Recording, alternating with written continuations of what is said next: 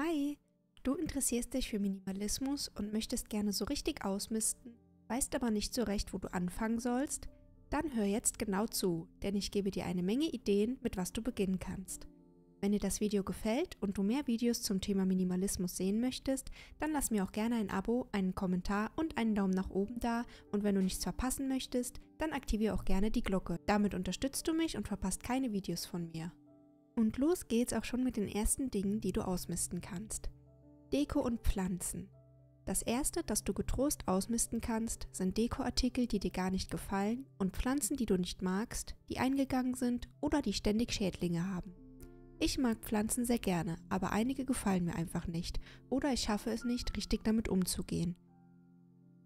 Daher löse dich davon und miste Deko aus, die dir nur Zeit beim Abstauben raubt.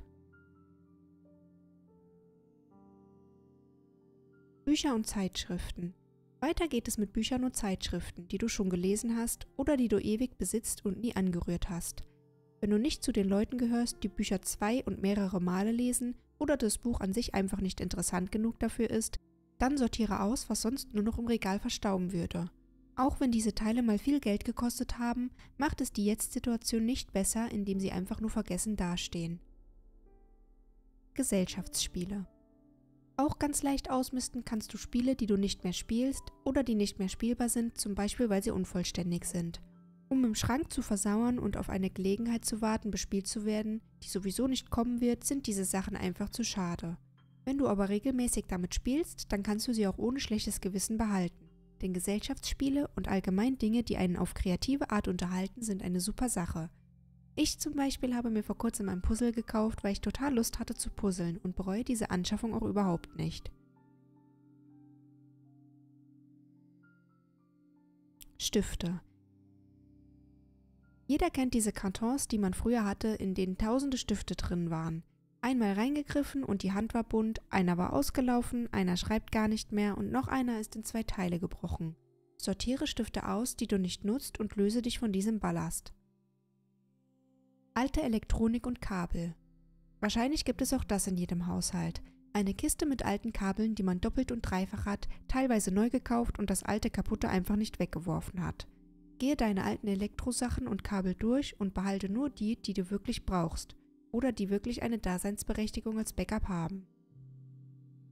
Alte Bilder und Erinnerungen. Alte Bilder und Erinnerungen sind wohl mit das am schwersten auszumistende. Wenn du es aber mit etwas Negativem verknüpfst, dann bringt es dir nichts außer schlechte Laune. Und auch Dinge, mit denen du Positives verknüpfst, musst du nicht zwingend behalten. Viele haben eine Erinnerungskiste, in der sie alles gebündelt aufbewahren. Eine andere Möglichkeit ist es, Bilder von den Stücken zu machen. Auch so kannst du sie dir immer wieder ansehen. Unbenutzte Hobbysachen. Du siehst einen Film, in dem ein tolles Orchester auftritt und die Dame mit der Geige im Arm spielt einfach zauberhaft. Und da bekommst du eine Eingebung: Geige spielen lernen. Das ist es, was du möchtest. Und schwupps steht die Geige zu Hause und nach ein paar Tagen oder Wochen verstaubt sie in der Ecke. Hobbysachen, die du nicht mehr nutzt, musst du nicht behalten. Auch wenn die Dinge mal teuer waren, wenn du sie nie wieder benutzen wirst, nehmen sie dir nur Platz weg. Egal ob es ein Instrument, Malsachen oder die nur einmal genutzten Sportsachen sind.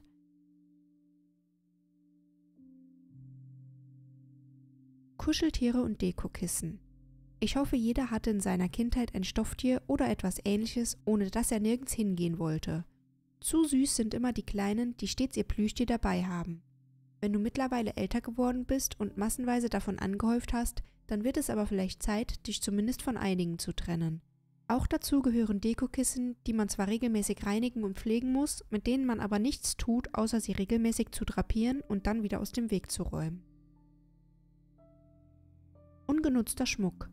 Vor allem als junges Mädchen bekommt man häufiger einmal Schmuck geschenkt, ob im Adventskalender, zum Geburtstag oder als nette Geste. Gefallen tut einem dieser nicht immer und auch tragen tut man oft den meisten nicht.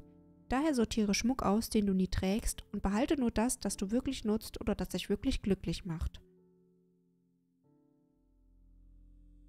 Abgelaufen und offene Kosmetik. Wenn auch du zu den Personen gehörst, die fast eine eigene Drogerie in ihrem Bad eröffnen könnten, dann wird es jetzt Zeit auszusortieren. Kosmetik mit Gerüchen, die du nicht magst, abgelaufenes oder was du nicht verträgst. Beachte auch, dass die meisten Sachen nicht ewig haltbar sind. Ich denke, gerade im Badezimmer kann man viel Geld sparen, indem man nicht mehr so häufig Kleinkrams kauft. Was man über die Jahre hinweg in Nagellacke, Schminke und Cremes investiert, ist wirklich unglaublich. Ungenutzte und kaputte Küchenutensilien. Auch in der Küche findet sich oft allerlei, das man ausmisten kann. Der doppelte Schäler, ein stumpfes Keramikmesser, 20 Holzbrettchen oder kaputtes Geschirr. Schaue und überlege, was du wirklich benutzt. Der Rest darf gerne gehen. Abgelaufene Vorräte und Dinge, die du nicht isst. Der Vorratsschrank verbirgt einige Schrankhüter, die man irgendwann mal gekauft und doch nie probiert hat oder getestet und nicht für gut befunden hat. Was dir nicht schmeckt und was abgelaufen ist, kannst du ruhigen Gewissens ausmisten. Geschenkverpackungen. Auch ich habe früher sämtliche Geschenkverpackungen aufgehoben, die man irgendwie hätte irgendwann noch weiter benutzen können. Die ein oder andere hatte dann auch tatsächlich einmal die Ehre, weiter verschenkt zu werden. Die Realität für alle anderen und für mich war aber, dass sie einfach nur in irgendeiner Ecke versemmelt sind und nie wieder Tageslicht gesehen haben.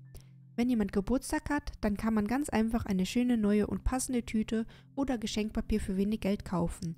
Daher muss auch hier nichts gehortet werden. Einkaufstaschen. Dasselbe gilt für Einkaufstaschen. Jedes Mal will man daran denken, eine mitzunehmen, wenn man einkaufen geht. Und doch vergisst man es immer wieder. Behalte die, die du am ehesten benutzt oder für die du auch eine andere Verwendung finden kannst und werde den Rest los. Kaputte und nicht passende Kleidung. Kleidung, die dir nicht mehr passt, die kaputt ist oder einfach unbequem, hat nichts mehr im Schrank zu suchen. Gönn dir selbst die Erleichterung, trenne dich von diesen Sachen und erfreue dich an denen, die dir wirklich gut tun, wenn du sie trägst. Alte Notizbücher. Ich liebe Notizbücher und würde sie am liebsten in allen Formen und Farben haben. Hatte ich auch mal.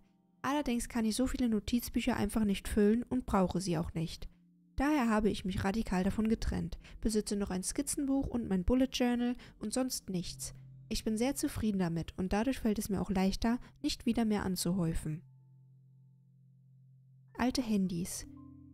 Handys kosten in der Anschaffung viel Geld und begleiten einen in der Regel viele Jahre. Daher und für den Fall, dass man diese ja doch mal gebrauchen könnte, falls das aktuelle kaputt geht, hebt man die alten Handys oft lange auf. Heutzutage ist das jedoch wirklich nicht mehr nötig. Ersatz ist spätestens am nächsten Tag da und meist benutzt man die Geräte nie wieder. Daher kannst du alte Handys auch ohne schlechtes Gewissen ausmisten. Verpackungen. Auch die originalen Verpackungen heben viele gerne auf. Vor allem bei alten Nintendo-Sachen bereut wohl heute der eine oder andere, das nicht getan zu haben. In den meisten Fällen wird der Karton aber nie wieder gebraucht und nimmt daher unnötig viel Platz weg. Wenn du nicht gerade weißt, dass du das Gerät irgendwann weiterverkaufst, zurückschickst oder den Karton noch zum Transportieren brauchst, dann miste diese aus. Ungeliebter Tee. Falls du wie ich zu den Leuten gehörst, die sehr gerne Tee trinken, dann hast du sicher auch den ein oder anderen Tee im Schrank stehen, der nicht getrunken wird. Wenn dir ein Tee nicht schmeckt und ihn auch sonst niemand in der Familie trinkt, dann kannst du ihn ruhig ausmisten. Vermutlich wird dir der nämlich auch in 1, 2 oder 10 Jahren nicht schmecken. Abgelaufene Medikamente. Oft braucht man Medikamente nur kurz und hat dann noch jede Menge davon übrig. Meist sind diese dann auch noch für ein ganz spezielles Wehwehchen und somit sehr selten gebraucht. Schaue nach deinen Medikamenten und ob diese nicht sowieso schon abgelaufen sind und tue diese weg. Einen wirklichen Notfall, in dem du unbedingt etwas brauchst, wird es wohl eher selten oder nie geben. Ungeliebte Geschenke. Für mich mit das Schlimmste sind Geschenke, die mir eigentlich und auch uneigentlich gar nicht gefallen. Auf der einen Seite kann oder will man nichts damit anfangen, auf der anderen Seite, naja, es war eben ein Geschenk. Um das zu verhindern, versuche ich möglichst frühzeitig einfach zu sagen, dass ich mir nichts Materielles wünsche oder was genau ich mir wünsche. In den meisten Fällen wünsche ich mir viel lieber eine schöne Zeit zu verbringen, als Geld in irgendetwas Unnötiges zu stecken. Kerzen. Kerzen können gut aussehen, gut riechen, bringen eine gewisse Romantik und lassen sich super verschenken. Daher haben auch viele Unmengen davon. So viele, dass gar nicht alle aufgebraucht werden können. Ich brauche aktuell meine restlichen Kerzen auf und möchte mir dann auch keine weiteren mehr zulegen.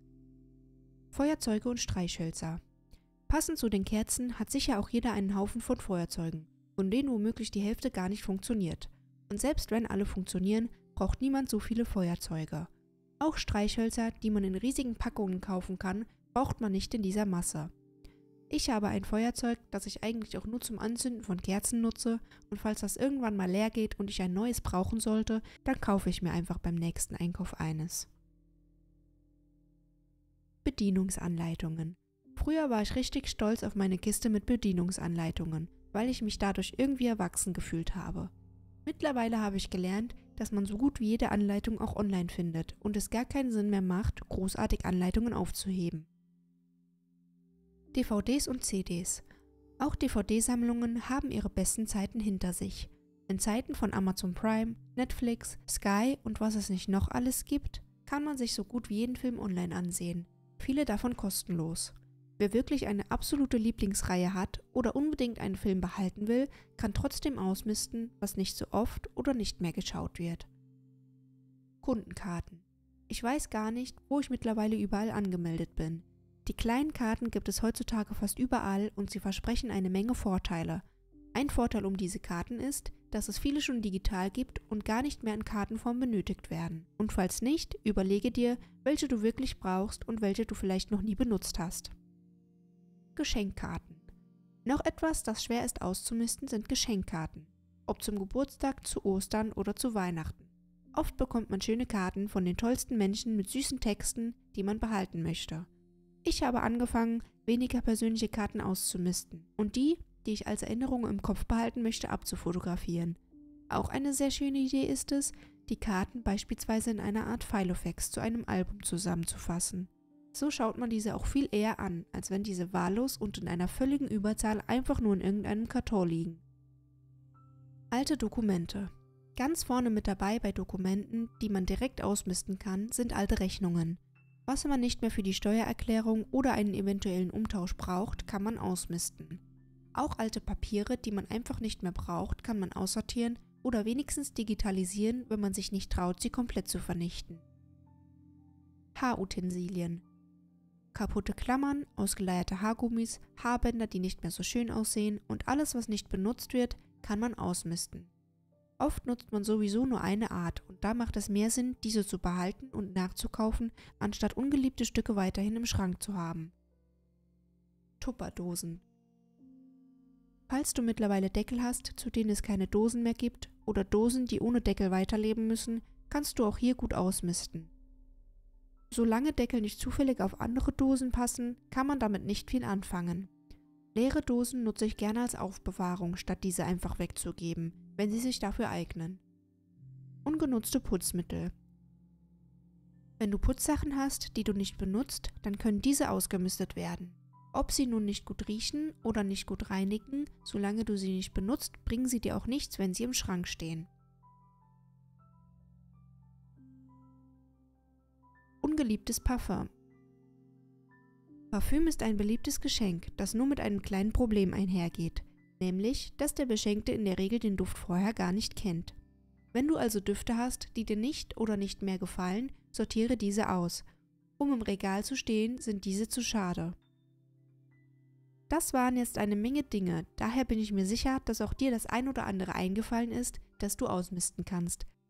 Falls ja, schreib mir doch gerne einen Kommentar, welchen Gegenständen es zuerst an den Kragen geht und lass mir auch gerne einen Daumen nach oben und ein Abo da, wenn dir das Video gefallen hat. Vielen Dank für deine Unterstützung. Mach's gut. Tschüss!